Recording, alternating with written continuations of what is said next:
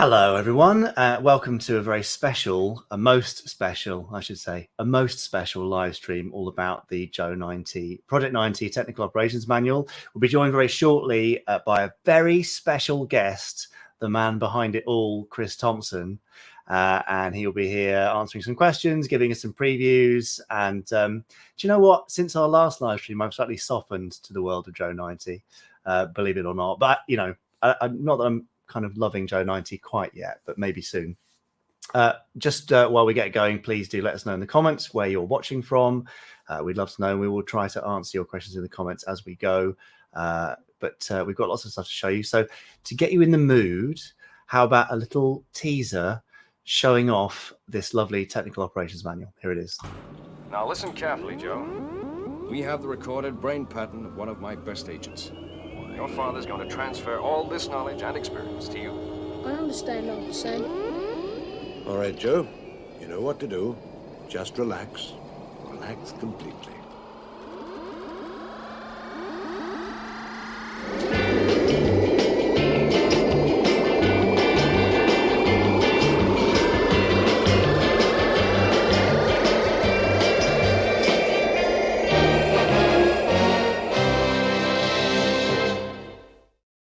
A lovely little teaser. And whatever you think of Joe 90, the music is amazing. But so allegedly is all the tech and the vehicles and all the gadgetry of the World Intelligence Network. So to talk about that, please let me welcome writer and illustrator of the upcoming Joe 90 Technical Operations Manual, Chris Thompson. Hi, Chris. Hello.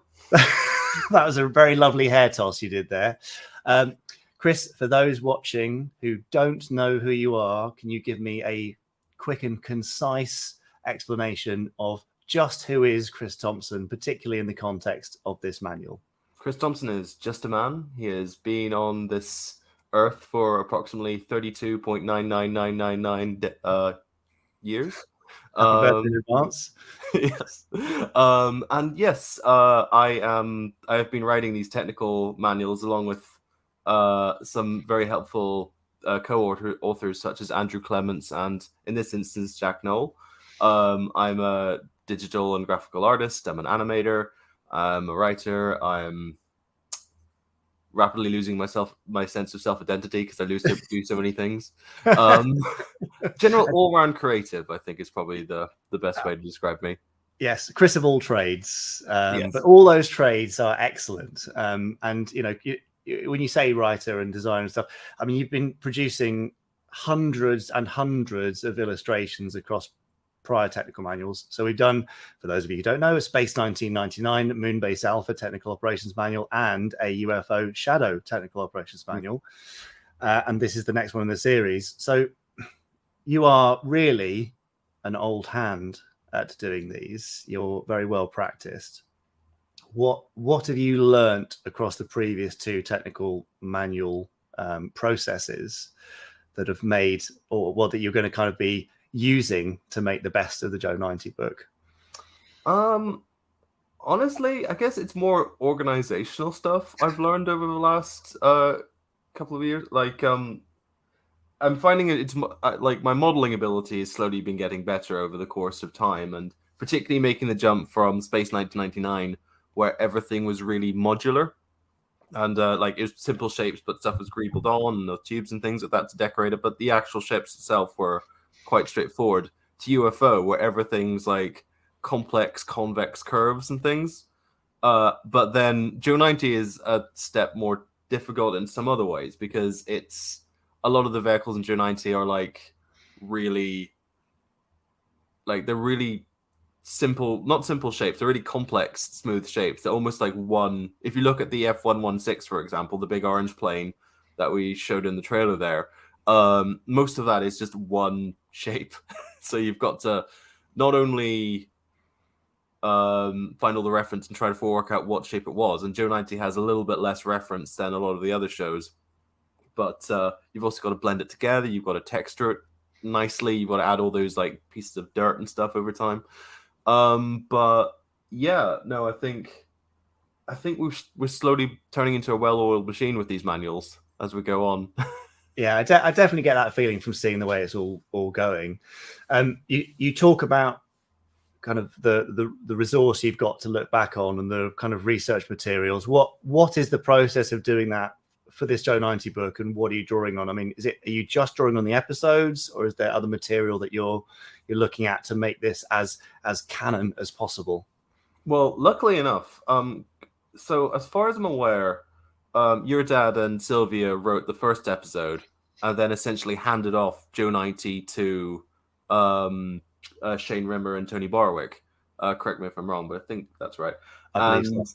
And as a result, not only do we have the series Bible like to hand, we have these huge bios for all the characters. We have a good overall description about what WIN is meant to be.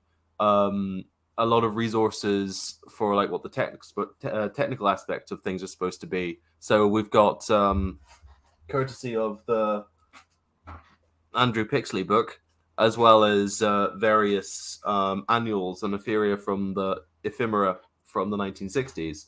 We've got a really good sense of everything that you don't see in the show.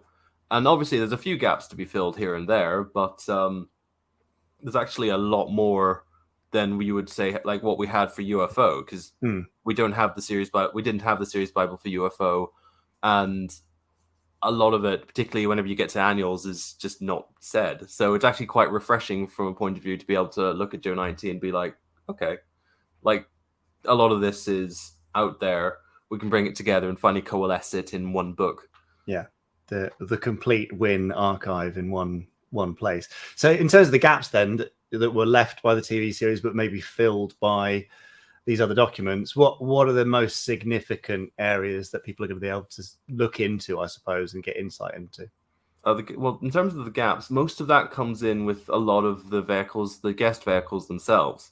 One thing I do quite like doing when we do these manuals is coming up with a history, like why we've got images of the Wildcat section later, and I get to go on about like why that was developed, why is it covered in all those little bits and pieces, why all the three Wildcats in the episode unique, what was its purpose, etc., and how that relates to the Warthog that you see later on in the show in the race episode, and other stuff like we've sort of looked into like how the story of how WIN was developed, and I've been able to tie that into where the World Army, the World Air Force, the World Navy came from as well in the series, because like through Scarlet and Joe 90, they've sort of developed this World Armed Forces idea, and like they've got all the little triangle logos, and it's been nice to connect all that together.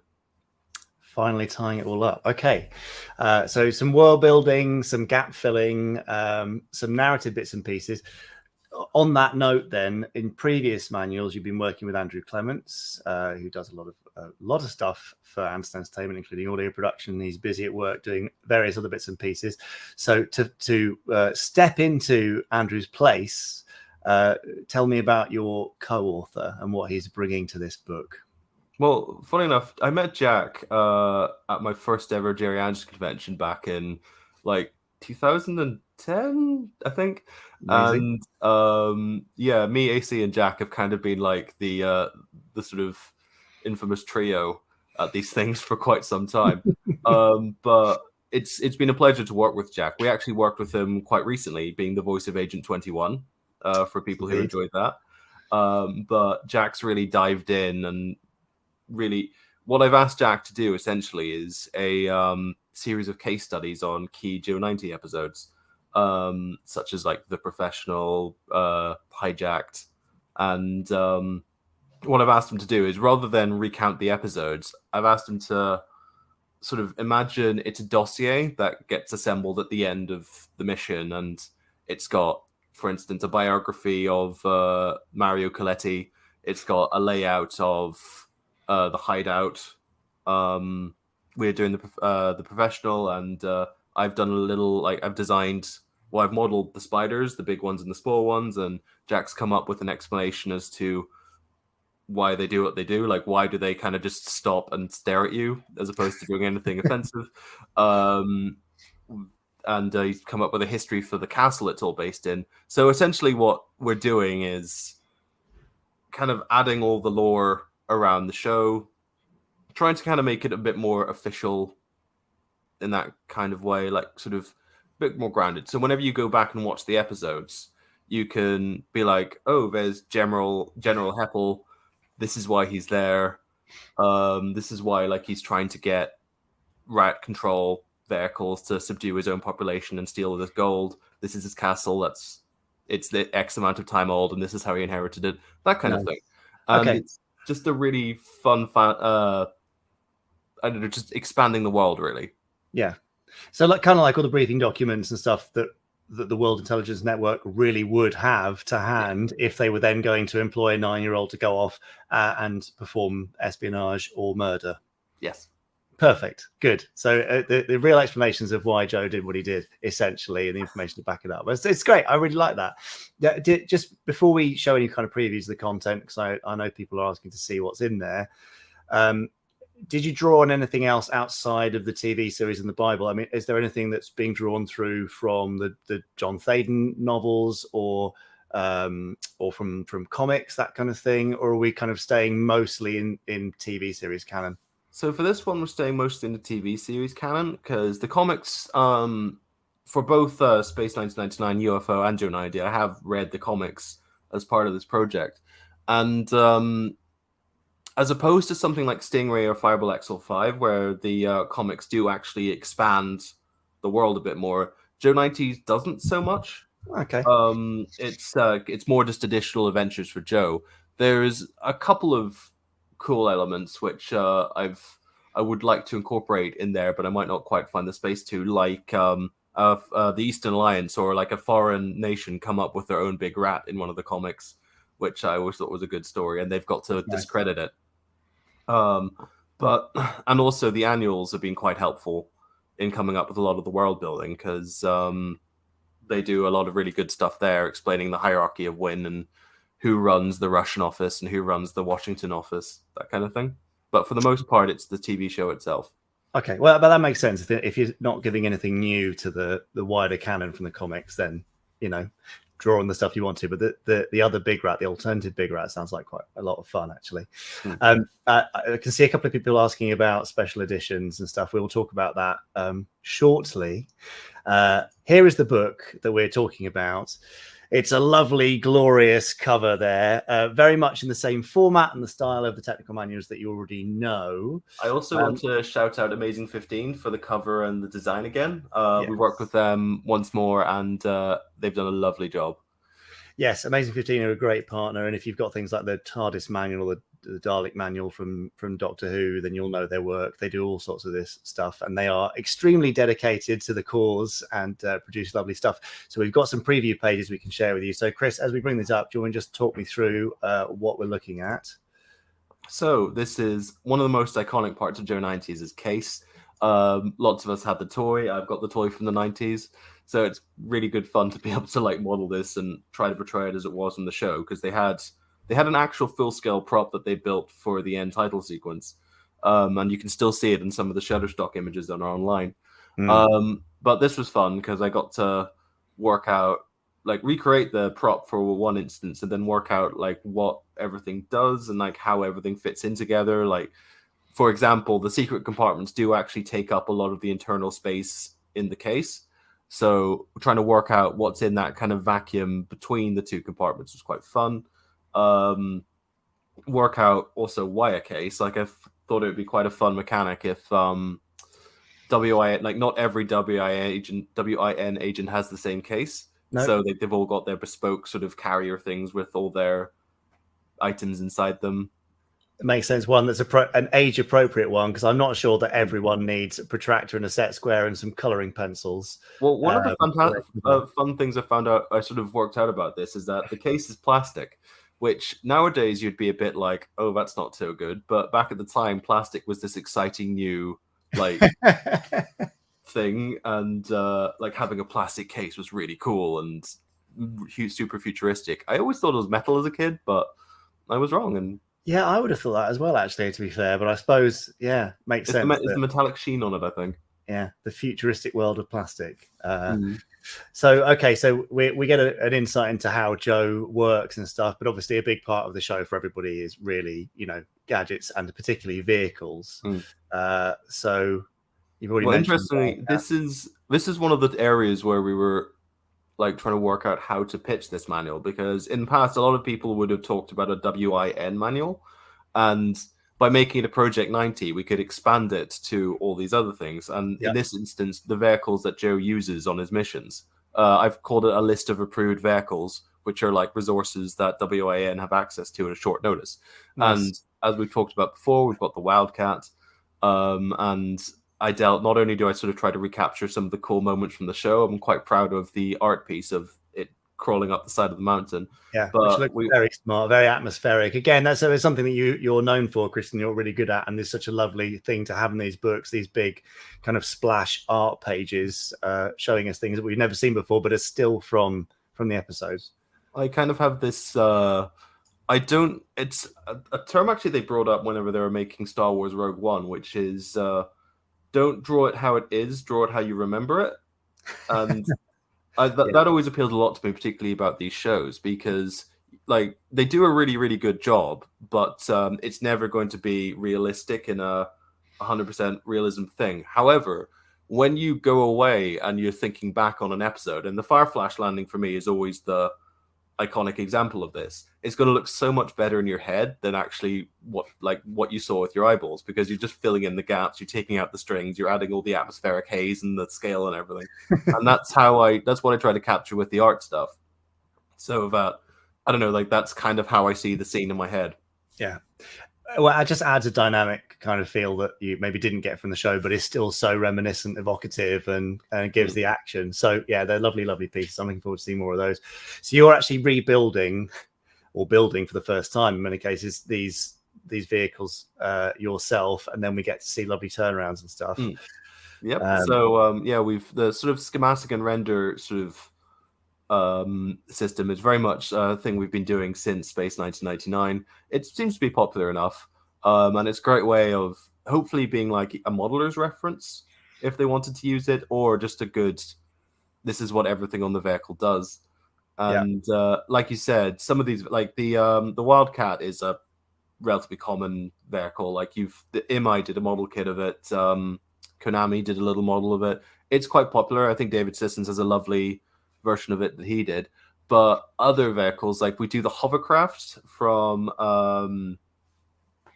it's not the professional, but the hovercraft from the Jungle episode. Yeah. And I don't think anyone's modeled that or done that. So you get to see that kind of rendered for like the first time in a while.